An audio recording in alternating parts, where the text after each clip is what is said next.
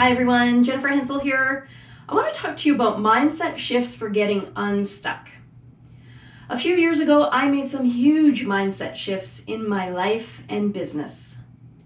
For many years, I was unfulfilled in my work. The problem was I wasn't turning my ideas into actions, and I wasn't creating the lifestyle I wanted or getting the results that I needed. But I figured it out, and I want to share with you what prompted the big mindset shifts that made all the difference for me. For me, it all started when one day I received a phone call that no wife wants to hear. It was my husband's boss. He said I had to come to the hospital right away because my husband had been in a very bad accident. I had to stay focused on the drive to the hospital, and I kept thinking to myself, I'm not going to lose my best friend today. When I finally got to him in the hospital, I didn't recognize him at first. He was covered in blood, and his chest and body were all caved in.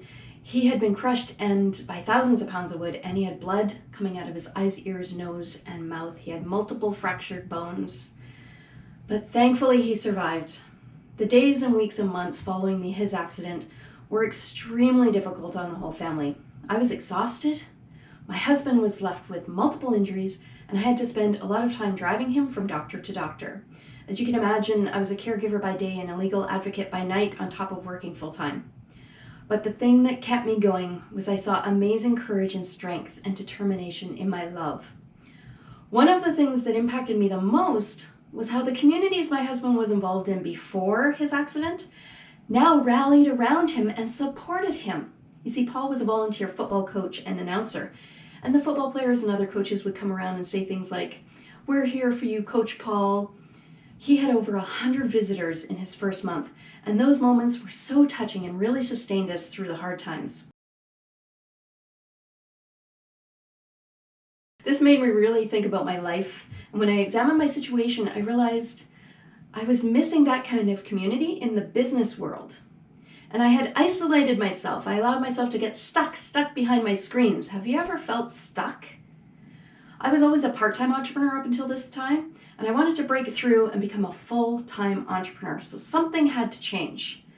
But it was at this time that I decided to take the leap, to become a full-time business owner. I needed the flexibility in my schedule so I could help my husband. And I thought to myself, how am I going to make a full-time paycheck in a month from now? But guess what? I did it. And I made some critical mindset shifts to make that happen. The first thing I did was created a community. I started by inviting local business owners to join me for lunch, and to my surprise, 50 business owners showed up that day, and it was clear to me that there was a need for deeper connection.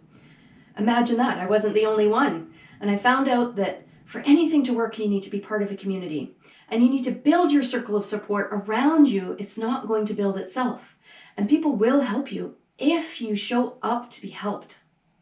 So I created a network with the mandate of creating a circle of support for entrepreneurs. That one meeting turned into a group, and the group turned into a huge network. So the reason it continues to grow is because people want to connect. And guess what? People want to connect with you. Point to yourself and say, people want to connect with you. Yes, they do. Focus on what you can give in a community, not take, and learn how to collaborate rather than compete. Because we're stronger together, wouldn't you agree?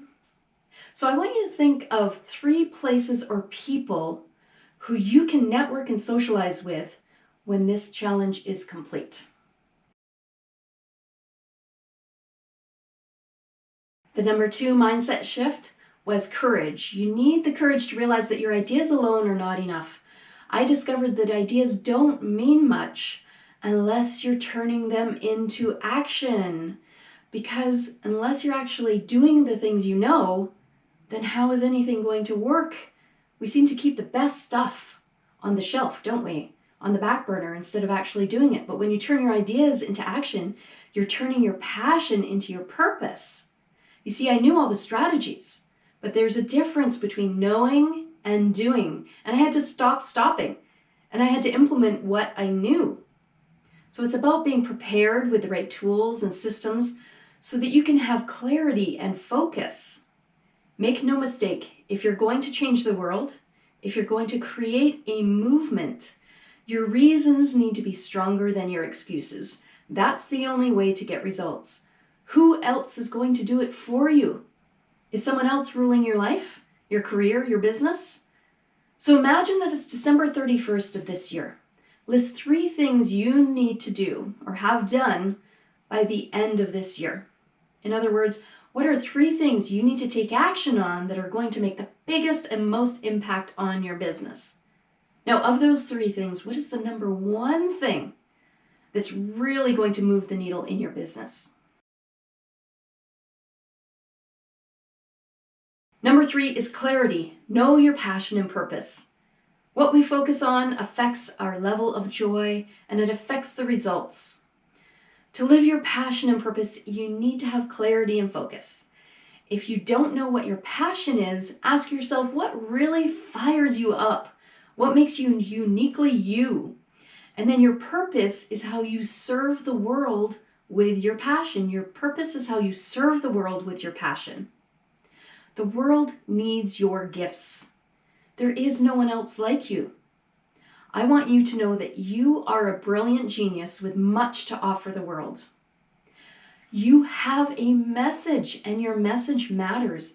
People want to hear what you have to say. I call this your majestic mindset. A majestic mindset has no limits.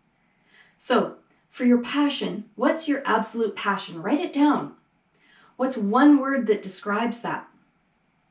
Your superpower, what do others know you as being the best at? And what's one word that describes that? Number 4 is confidence. You are royalty. You are the queen of something. So I want you to say, I am the queen of, or I am the fill in the blank royalty. We're taking royalty back, your highest form of yourself. It's you living your passion and highest purpose. Are you community royalty? Are you business royalty? Are you the queen of organization? Health and wellness royalty? The queen of gluten-free living? Whatever your passion and purpose is, you are royally that, because there is no one else like you and nobody else does it the way you do it. So there's no one else in this world that can offer what you offer. You are the ruler of your own life. Embrace the royal position you hold in your mind and your own life.